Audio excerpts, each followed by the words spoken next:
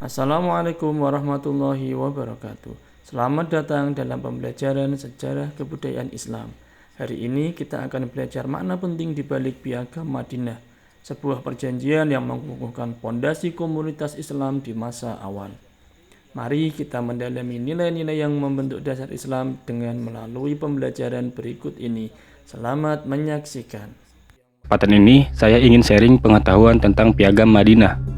Piagam Madinah mempunyai beberapa istilah yang sering kita dengar, yaitu Konstitusi Madinah atau Sosial Kontrak Madinah. Adalah suatu peristiwa sejarah yang berkaitan dengan pengelolaan sebuah pemerintahan dalam masyarakat yang plural. Piagam Madinah ini merupakan hasil sebuah kesepakatan yang disepakati oleh orang-orang yang ada di Madinah. Sejarah perumusan Piagam Madinah ini hanya dapat dimengerti jika kita melihat persoalan Nabi ketika berada di Mekah.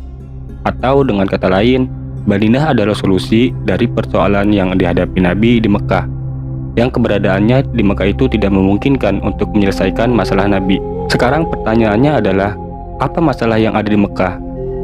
Mekah sebenarnya adalah kota yang relatif terbuka, sebuah kota yang terhubung di jalur dagang internasional, di mana lalu lintas barang dagangan terjadi dalam jumlah yang sangat besar.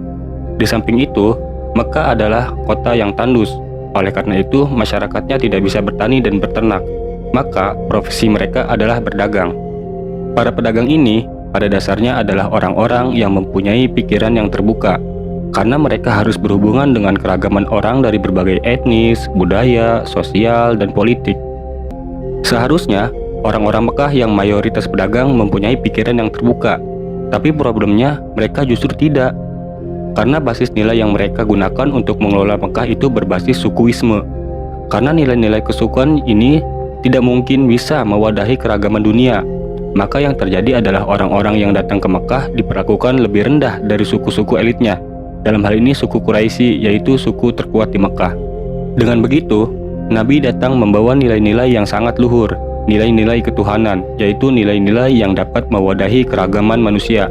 Oleh karenanya menjadi ancaman suku Quraisy yang selama ini tumbuh dan diuntungkan oleh sistem nilai-nilai kesukuan yang dapat memonopoli kekuasaan dan ekonomi. Jika hal tersebut terus terjadi, bagaimana mungkin masyarakat dapat tumbuh?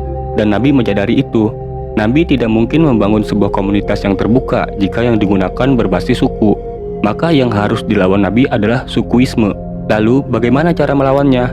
Sedangkan di Mekah tidak mungkin dan tidak ada peluang untuk itu. Maka dipilihlah Madinah untuk mewujudkan cita-cita Nabi, yaitu membangun peradaban Islam. Nah, di Madinah pada saat itu mempunyai problem yang sama dengan Mekah. Bedanya, Madinah adalah wilayah pertanian, sedangkan Mekah adalah wilayah dagang, yang pada dasarnya masyarakat Madinah cenderung tertutup, tidak seperti masyarakat Mekah yang mempunyai pikiran terbuka. Seperti Aus dan Khazraj, mereka suku utama di Madinah yang mempunyai konflik sejak lama, saling menyerang dan saling membunuh. Di samping itu, di Madinah juga terdapat suku Yahudi yang lebih dulu datang ke Madinah sebelum Aus dan Khazraj. Karena Yahudi sudah lebih dulu datang, maka mereka sudah menguasai tanah-tanah terbaik Madinah, seperti mengontrol pertanian, perkebunan, pasar, dan lain-lain. Dan karena datang belakangan, Aus dan Khazraj mendapatkan tanah yang tidak subur. Maka untuk menguasai Madinah, ketiga suku ini saling berperang. Ada kalanya Aus dan Khazraj bergabung melawan Yahudi, atau Aus dan Yahudi bergabung melawan Khazraj, dan sebaliknya, selalu begitu. Karena konflik kesukuan di Madinah terus terjadi, akhirnya Aus dan Khazraj lelah. Di samping itu, yang menarik dari Yahudi adalah mereka ahli kitab. Mereka membaca Taurat dan mendengar berita bahwa ada nabi baru. Berita ini dimanfaatkan oleh Yahudi untuk menakut-nakuti Aus dan Khazraj bahwa nabi baru akan berpihak dan membela Yahudi untuk memerangi Aus dan Khazraj. Aus dan Khazraj karena khawatir, akhirnya mereka mendahului untuk mencari dan menemui Nabi di Mekah, kemudian mendengarkan dakwah Nabi serta menjadi jamaah Nabi. Kehadiran Aus dan Khazraj merupakan sebuah harapan baru bagi Nabi, yaitu kesempatan untuk mewujudkan impiannya di Madinah. Singkatnya, Nabi dibutuhkan oleh orang-orang Madinah karena lelah dengan konflik.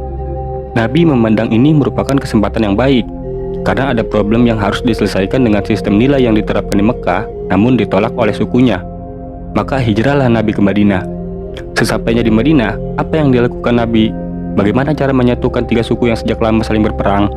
Pertama, Nabi mengumpulkan suku-suku yang ada di Madinah. Kemudian dibuatkan forum dialog. Setelah itu, Nabi membuat kesepakatan secara tertulis tentang hak dan kewajiban setiap suku. Maka lahirlah Piagam Madinah. Saya melihatnya begini. Piagam Madinah merupakan sebuah terobosan dalam tradisi Arab, di mana nilai-nilai kesukuan ditinggalkan. Nabi melakukan kritik yang keras terhadap nilai-nilai kesukuan dan diganti dengan nilai baru yang tidak berbasis sukuisme. Piagam Madinah ini disepakati pada tanggal 12 Ramadan tahun 1 Hijriah. Piagam ini memerinci bahwa di bawah otoritas Nabi, mukminin akan menjadi satu unit politik. Lebih jauh, Nabi berperan sebagai penengah utama. Kemudian, hukum Arab kuno yang membolehkan pembalasan atas ketidakadilan dihilangkan.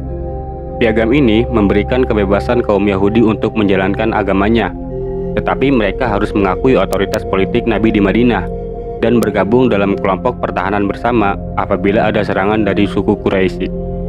Sejak saat itu dan hingga saat ini tidak ada lagi suku Aus dan Khazraj di Madinah. Yang ada kaum Ansor yang berarti penolong. Madinah yang dulu bernama Yasrib berasal dari nama pendiri kota itu, diganti namanya dengan Madinah yang berarti kota atau peradaban. Kelak, setelah peristiwa Fathul Mekah, yaitu suatu peristiwa ketika Nabi menaklukkan kota Mekah, suku Quraisy juga dihapus, diganti dengan kaum Muhajirin yang berarti orang-orang yang hijrah meninggalkan ajaran-ajaran lama, berpindah ke ajaran yang lebih baik yaitu Islam. Sekian penjelasan tentang tema Piagam Madinah ini.